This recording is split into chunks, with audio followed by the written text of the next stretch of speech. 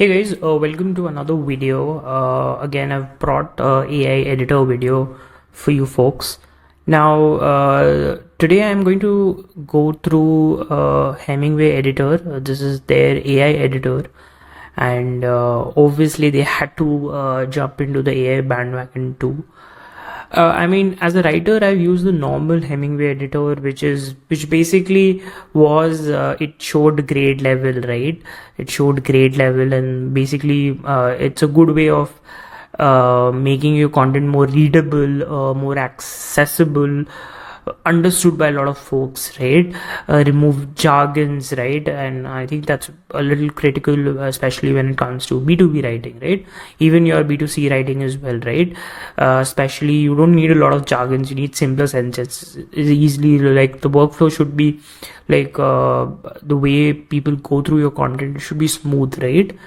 So I'm trying the Hemmingway editor. This is their AI editor. I've been using it for a while now, and I feel it is really good in what it tries to provide. Again, I've explained you, this doesn't compete with the likes of ChatGPT or a Claude, and you'll understand why in a short while. I think a combination of Hemmingway editor plus a Claude and ChatGPT makes more sense.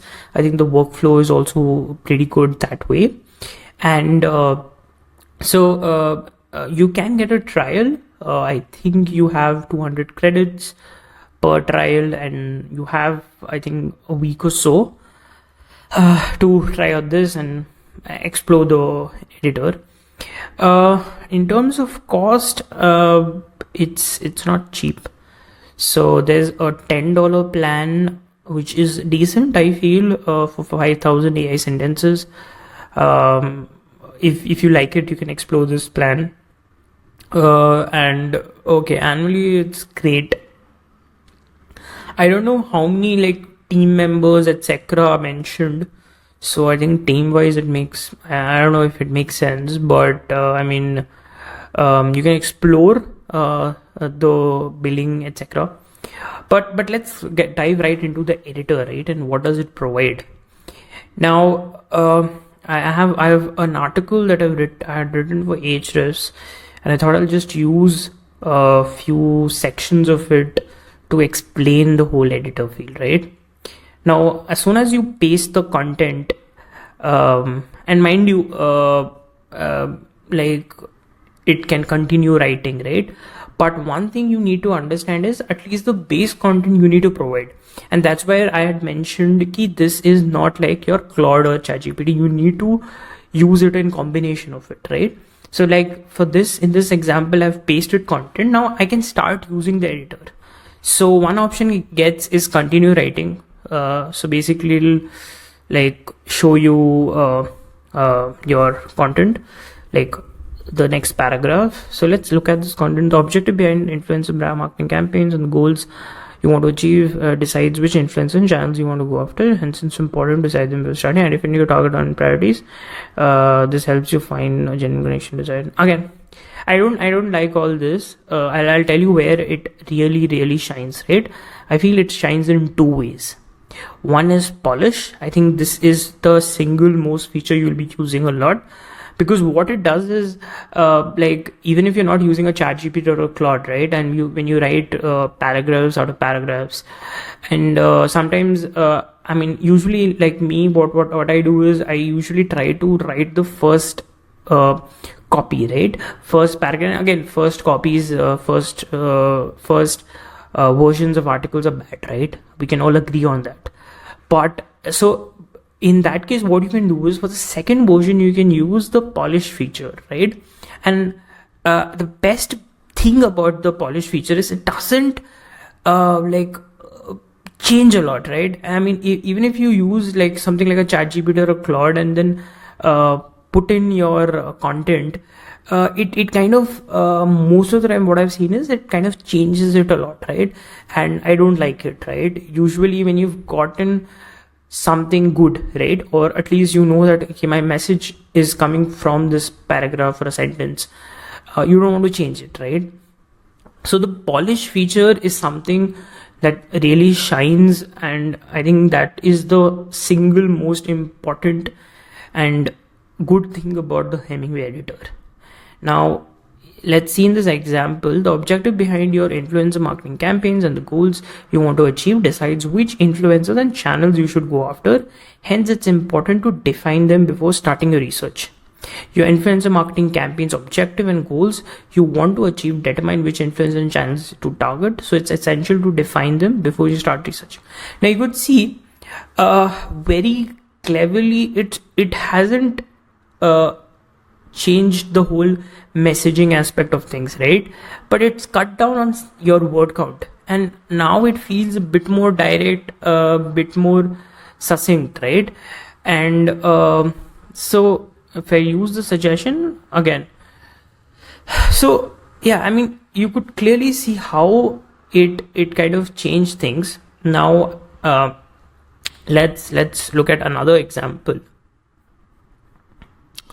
Let's pick up this sorry, yeah. So let's check simplify option. Now simplify option is also good. Essentially what it does is it decreases the grade, right? So you can see grade 9 to grade 8. Now it might go to grade 7 as well, right? Now it's grade 10. And there's the good bit, right? Our AI couldn't simplify the sentence this time. We won't count this towards your A sentence. So that's a good one. If you're not able to do it, get another suggestion. Grade 9 again they won't count it because it's the same grade.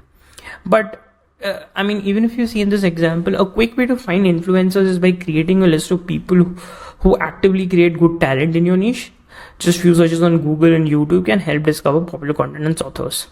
To find influencers quickly, start listing those with good content in your niche, then search Google and YouTube to discover popular content and creators. Now I find the simplify option very less useful compared to polish, right? And now if you want to go like all in the sense you want to create something different altogether, right? And very few times I've seen it giving out good sentences, but if you write if your writing style allows for a little more fancier words or references or something like that, I think this might work for you. Like in this example, uncovering influencers is simple as crafting curated content lists. Dive into Google and YouTube where a treasure trove of creators await. Just a few strategic, it sounds like it's coming out from a storybook, and that's where I don't like the whole rephrase thing. I feel it's written rephrase creatively.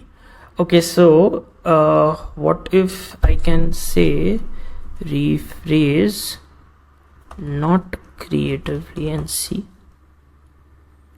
Okay, now it's better. So this is a custom rewrite. So you can also give prompts, right? An efficient method to identify influencers is to compile a list of individuals producing quality in niche. A few searches on Google, YouTube can reveal well-known creators and authors. So I haven't explored a lot custom prompts. I feel the polish bit is really good, but you have a lot of other options, right? Shorten it. I think this is very good. You have more confident, more friendly, more casual, so you can use it for emails. You can use it more confident, maybe you can use it for landing page copies. Shorten it is a very good way. Oftentimes, like I work closely with the digital teams, and more often than not they'll come and say, hey Himanshu, can you shorten this, can you make it till 100 words, something like that. So that way is also very good, right? So that's another option. You have all the options here. Creative rephrase, I think that's also a good one, especially if you're writing ad copies or landing page copies.